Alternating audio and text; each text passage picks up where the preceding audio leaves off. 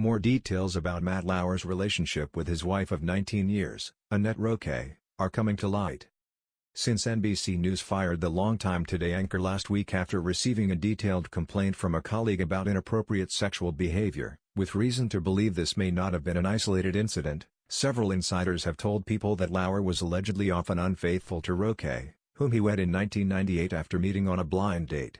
Lauer, 59, was previously married to television producer Nancy Paul from 1981-88.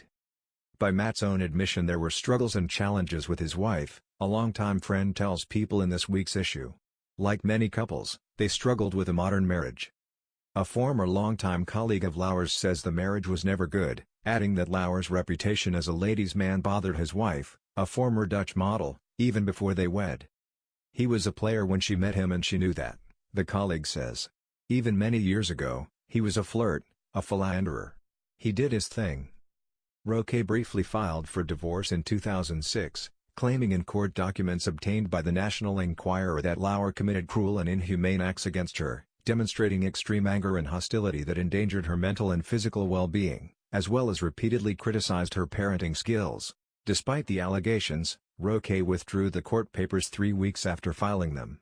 But while they reconciled, they lived totally separate lives, says the former colleague, with Roque raising the couple's 3 children in the Hamptons and Lauer spending weekdays at his apartment in Manhattan.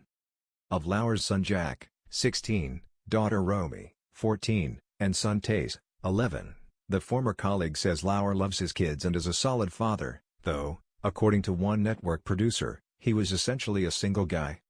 On Wednesday, People confirmed that Lauer and Roque are no longer wearing their wedding rings, but according to a source, the couple are still under one roof and together. They're taking it day by day right now, the source said. His focus is on his family. Lauer, who joined NBC in 1992 as a newsreader on Today, had been co-anchor of the morning show since January 1997 and reportedly signed a $20 million contract last year. On November 29, NBC announced Lauer's termination, and a source later told People that Lauer was let go due to sexual misconduct throughout 2014 with a female staffer, including at the Winter Olympics in Sochi, Russia.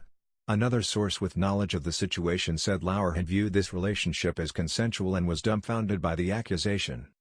Women have also anonymously accused him of sexual harassment and assault in reports published by Variety and the New York Times. Lauer broke his silence on the allegations in a statement read November 30 by his former co-hosts on air. "There are no words to express my sorrow and regret for the pain I have caused others by words and actions," he said. "To the people I have hurt, I am truly sorry. As I am writing this, I realize the depth of the damage and disappointment I have left behind at home and at NBC. Some of what is being said about me is untrue or mischaracterized, but there is enough truth in these stories to make me feel embarrassed and ashamed. I regret that my shame is now shared by the people I cherish dearly," he continued. "Repairing the damage will take a lot of time and soul-searching, and I'm committed to beginning that effort. It is now my full-time job. The last 2 days have forced me to take a very hard look at my own troubling flaws.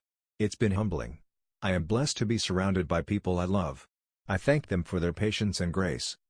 One of Lauer's former Today Show colleagues told People the ousted anchor is still reeling over the situation.